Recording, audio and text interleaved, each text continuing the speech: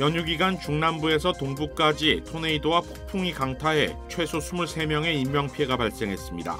텍사스주는 일부 지역에 재난 비상사태를 선포했습니다. 캘리포니아 주 내 마켓이나 편의점 등에서 10센트에 판매하는 플라스틱 봉투를 전면 금지시키는 법안이 의회에서 추진되고 있습니다. LA시 공원국이 다양한 강습 프로그램을 소개하고 한인들의 관심과 참여를 당부했습니다. 메모리얼데이 연휴 기간 뉴저지 휴양지 저지쇼에서는 칼부림과 몸싸움이 벌어졌습니다. 이스라엘군이 가자 최남단 도시 라파에 병력을 추가 투입했습니다.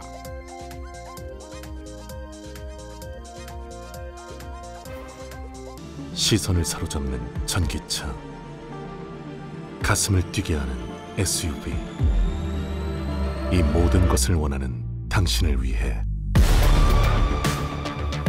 Kia, movement that inspires. 시청자 여러분 안녕하십니까? KBS 아메리카 뉴스입니다. 연휴 기간 중남부에서 동부까지 토네이도와 폭풍이 강타해 최소 23명의 인명피해가 발생했습니다. KBTV 전상희 기자입니다. 지난 25일 발생한 토네이도로 텍사스주 쿡 카운티에서 7명, 아칸소주 전역에 걸쳐 8명, 오클라호마 메이즈 카운티에서 2명이 각각 숨진 데 이어 어제 폭풍이 동쪽으로 이동하면서 켄터키주와 엘라바마주에서도 사망자가 나왔습니다.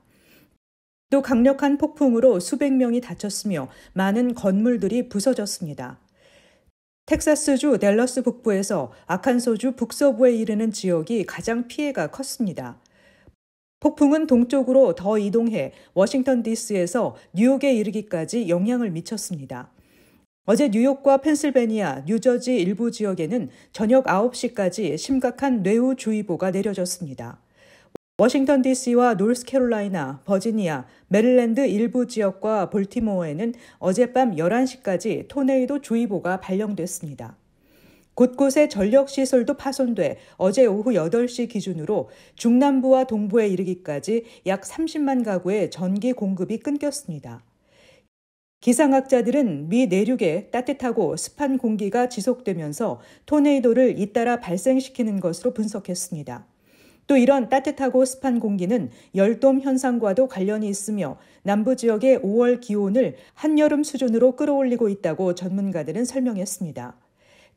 텍사스 남동부와 루이지애나 중남부, 미시시피주에 걸쳐 주민 2,500만여 명에게 폭염 경보가 내려졌습니다. 오늘까지 이틀 동안 체감 열지수가 텍사스 라레도에서는 화씨 119도, 오스틴과 휴스턴에서는 화씨 113도를 넘어섰습니다. 플로리다주 마이애미에는 열지수가 화씨 96도를 찍어 같은 날 기준 역대 최고 기록을 세웠습니다. KBTV 뉴스 전상입니다. 텍사스주는 대규모 정전 피해 발생 등으로 일부 지역에 재난 비상사태를 선포했습니다. 정전 현황 집계 사이트에 따르면 텍사스 댈러스 카운티 32만 3천 가구를 비롯해 텍사스 내 총 105만 가구가 정전된 상태입니다.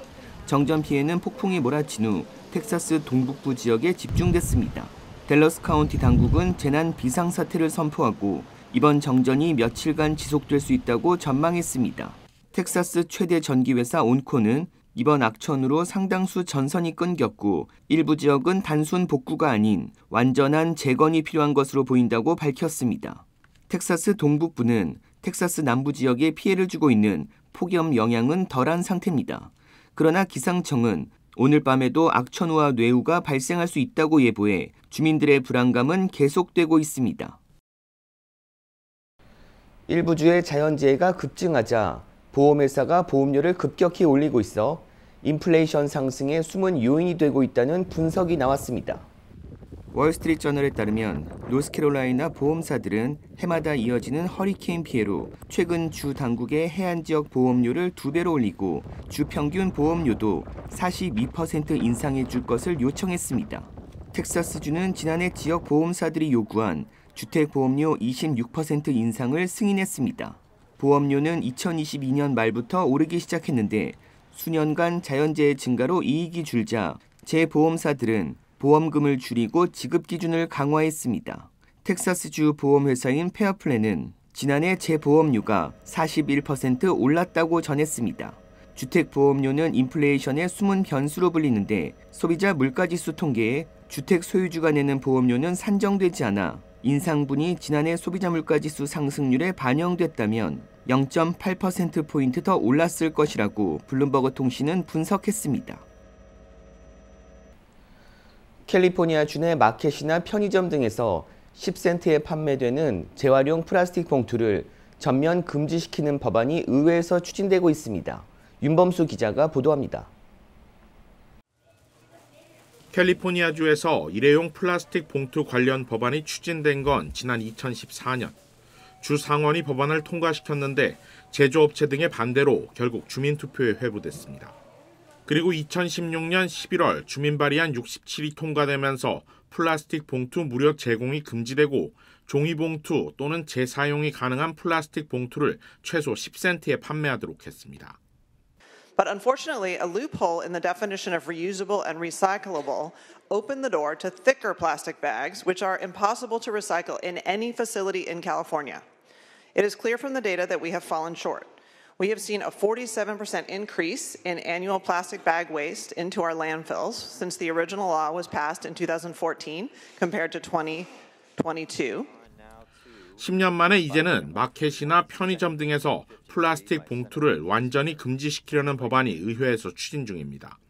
정확히는 종이봉투로 대체하거나 재사용이 가능한 플라스틱 봉투라 할지라도 50% 이상 재활용 소재로 만들어진 것이 아니면 판매 자체가 금지됩니다. This is a simple bill that makes sure that next time you go to the grocery, after this bill becomes enacted, you will only have access to paper bags. It gets rid of those thick plastic bags. 법안은 현재 캘리포니아주 상하원에서 각각 2개가 동시에 발의돼 통과됐습니다. 사실상 내용이 같은 파트너 법안들로 두 법안을 서로 주고받은 상하 양원이 한 번 더 승인하면 주지사 서명을 거쳐 오는 2026년부터 시행됩니다.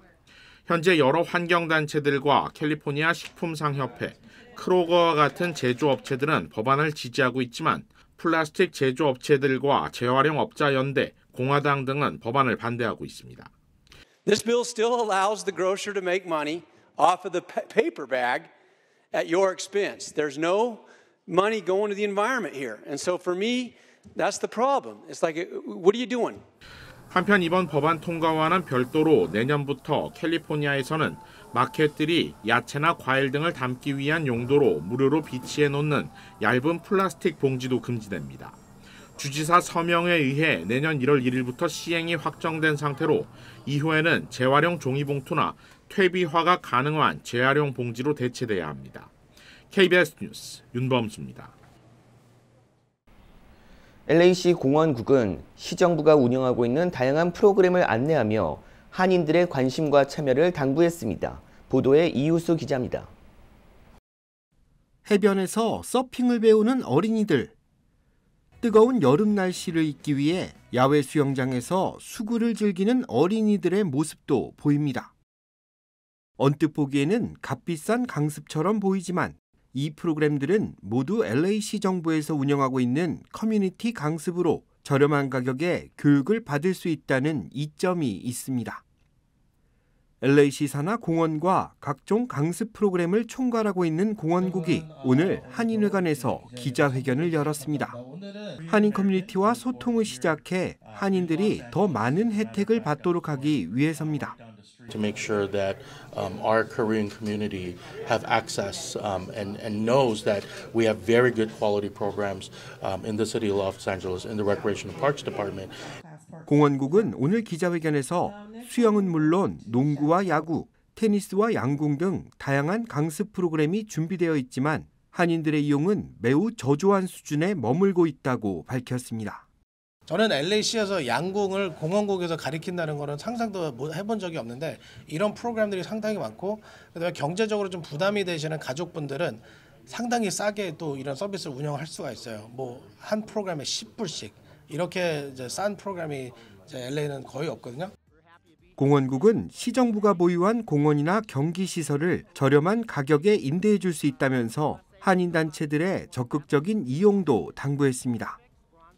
이 중에는 한인들이 선호하는 테니스나 배드민턴 대회를 치를 수 있는 규모의 경기장도 있는데 공원국을 통할 경우 사설 경기장 대비 경쟁적인 가격의 대관료만 지불하면 되기 때문입니다.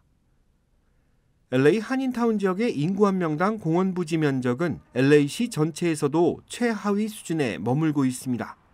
공원을 더 확충해달라는 커뮤니티 차원의 목소리도 나오고 있는데 무엇보다 한인들의 적극적인 이용이 우선시되어야 할 것이라는 지적입니다.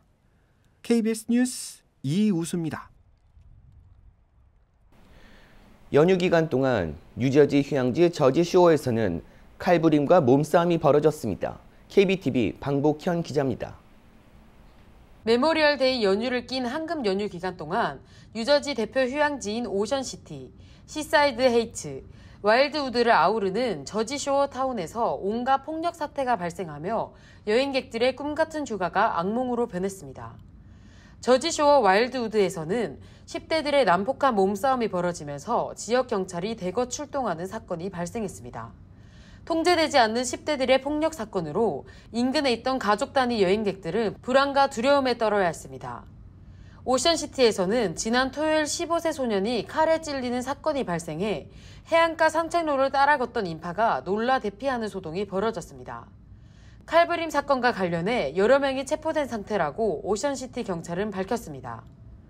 한편 시사이드 H에서는 총격 사건이 발생했다는 루머가 돌면서 사람들이 대피하는 소동이 벌어졌지만 수사 당국은 이는 사실이 아니라고 전했습니다.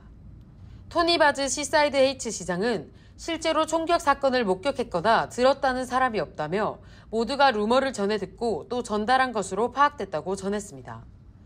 바즈 시장은 이 같은 허위 루머는 지역 비즈니스에도 악영향을 미칠 뿐만 아니라 가족 단위 여행객들의 소중한 시간을 망쳐버린다며 확인되지 않은 허위 정보를 유포하는 행위에 각별히 주의해달라고 당부했습니다. 지난 주말 와일드우드에서는 10대 및 젊은이들의 사건 사고 신고 접수가 급증하면서 와일드우드 경찰국이 일시적으로 비상사태를 선포하기도 했습니다. 그 여파로 해안가 산책로가 모두 폐쇄되고 타 지역 경찰 인력까지 추가적으로 현장에 배치되기도 했습니다. KBTV 뉴스 방복현입니다. 최근 버스 정류장과 지하철 등에서 흉기 피습 사건이 지속되고 있는데요. 어제 올림픽 선상 버스 정류장에서 또 흉기 피습 사건이 발생했습니다. 어젯밤 10시 30분쯤 LA 한인타운 서쪽 방면인 올림픽 블루버드와 라브레아 애비뉴 교차로 버스 정류장에서 흉기 관련 신고가 접수돼 경찰이 조사에 나섰습니다. 경찰은 현재 수사 중으로 자세한 내용은 공개할 수 없다고 전했습니다.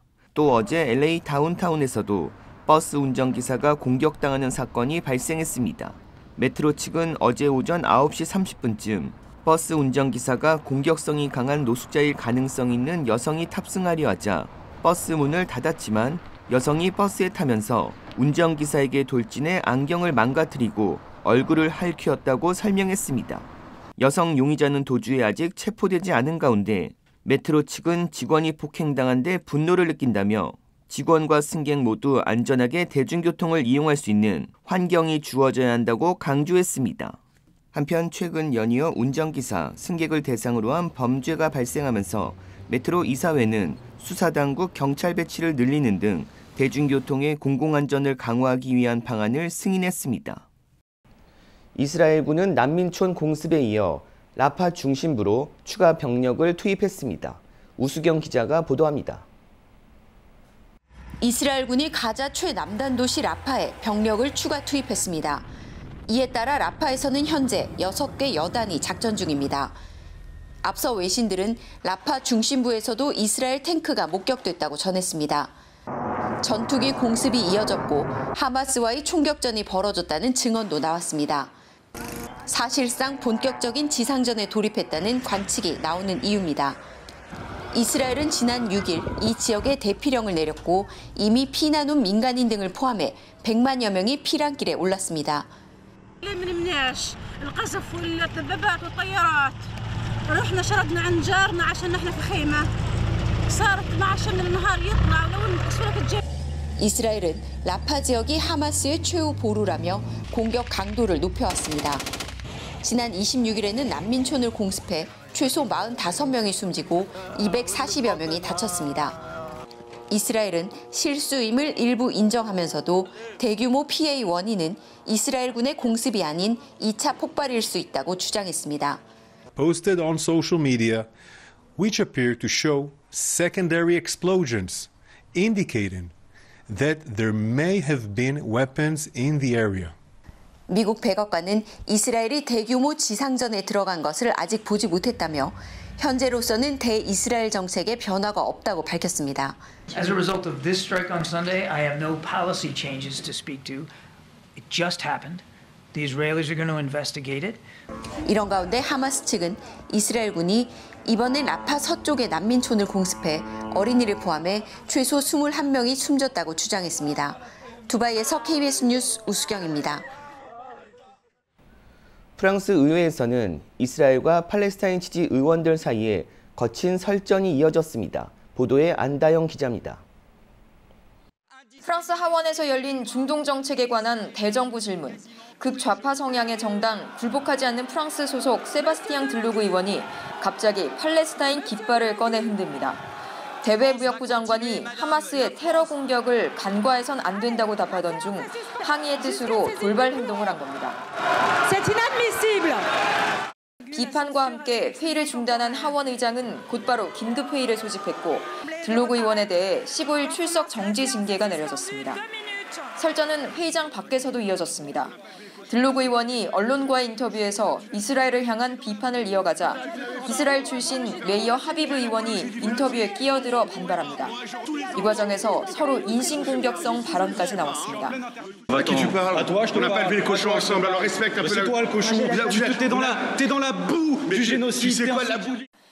이번 소동은 스페인 등 유럽 3개국이 팔레스타인을 정식 국가로 인정한 날 벌어졌습니다. 이런 가운데 유럽연합은 이스라엘의 라파 공격 중단을 압박하기 위해 처음으로 이스라엘 제재안을 놓고 의미 있는 논의를 한 것으로 전해졌습니다. 미알 마틴 아일랜드 외교장관은 EU 외교이사회 회의에서 라파 공격을 멈추라는 국제사법재판소 긴급 명령을 이스라엘이 무시한다면 제재가 필요하다는 의견이 나왔다고 밝혔습니다. 조셉 보렐 EU 외교안보정책 최고대표도 이스라엘의 라파 공격을 규탄하며 EU의 개입 필요성을 언급하는 등 이스라엘을 향한 국제사회의 압박이 커지고 있습니다. 파리에서 KBS 뉴스 안다영입니다. 유명 여성 래퍼 니키 미나즈가 마약 소지 혐의로 네덜란드 공항에서 체포됐다 풀려났습니다.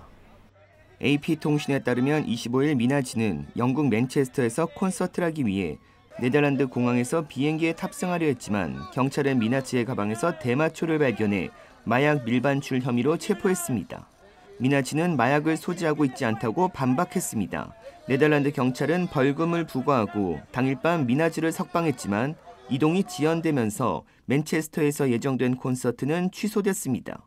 공연 기획사 측은 성명에서 미나즈는 공연을 위해 모든 방법을 모색했지만 오늘 일어난 사건으로 모두 불가능해졌다고 밝혔습니다. 미나즈는 지난해 말 최신 앨범을 발매한 후 월드 투어를 진행 중이었습니다. 약물 오남용에 따른 중독 사망자들이 3년 연속 10만 명을 넘으며 위험 수위를 넘고 있다는 경고가 나왔습니다. 연방질병통제예방센터 CDC가 집계한 약물 중독 사망자들은 2022년 10만 8천 명에 이어 2023년 잠정치에도 10만 7,550명을 넘어섰습니다. 사망자 중 70%인 7만 4천여 명은 펜타닐 중독 사망으로 집계됐습니다. 약물 오남용 사망자들은 3년 연속으로 한 해 10만 명을 넘어서 적색 경보를 다시 울리고 있습니다. 지역별로는 펜실베니아, 필라델피아, 캘리포니아 등이 심각한 것으로 알려졌고 전국 대도시 중 최악의 도시는 볼티모어로 꼽혔습니다. 이는 다른 도시의 약물 중독 사망률보다 2배나 되는 것으로 나타났습니다. 볼티모어에선 2018년부터 2022년까지 6년 동안 약물 중독으로 사망한 주민들은 무려 6천 명에 달했다고 뉴욕타임스는 지적했습니다. 고금리로 주택 매물이 줄면서 주택 가격이 역대 최고 수준으로 치솟았습니다. S&P 다우존스 인덱스 발표에 따르면 지난 3월 코어로지 케이스 실러 주택 가격 지수는 전월 대비 0.3% 오른 사상 최고 수준을 나타냈습니다. 1년 전 같은 달과 비교해 7.4% 상승한 것입니다. 이 지수는 20개 주요 도시들의 평균 집값을 측정해 산출했습니다. 도시별로 보면 샌디에고가 11.1%로 가장 높았고 뉴욕 9.2%, 클리브랜드 8.8%, LA 8.8% 등이 뒤를 이었습니다. 경제 전문가들은 고금리로 기존 주택의 매물 공급이 줄어든 게 집값 상승세를 이끌고 있다고 분석했습니다. 남미 칠레에서 한 엄마가 희소병에 걸린 아들의 치료비 마련을 위해 1000km가 넘는 대장정에 나섰습니다. 박석호 기자입니다. 칠레 중부에 사는 5살 토마스는 지난해 듀센 근위영양증 진단을 받았습니다. 온몸의 근육이 서서히 위축되는 난치성 희소 질환입니다.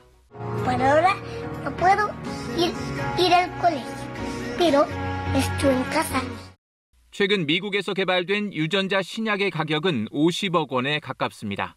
6살 이전에 투약해야 치료 효과를 기대할 수 있습니다.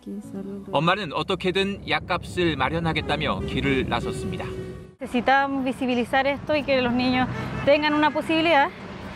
Existe un medicamento en Estados Unidos que es el más caro del mundo que sale 3.9 millones de dólares.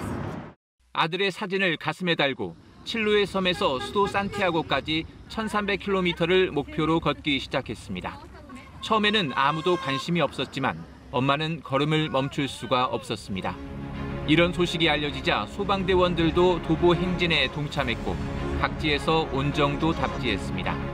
그리고 행진 한 달 만에 기적처럼 53억 원이라는 거액의 치료비가 모금됐습니다. 하지만 엄마는 아직 강행군을 이어가고 있습니다. 다른 희소질환 환자들을 돕기 위해서입니다. 엄마 고메스 씨는 대통령을 만나 희소질환 환자들의 어려움을 전하고 이후 아들과 미국의 치료센터를 찾을 예정입니다. KBS 뉴스 박석호입니다.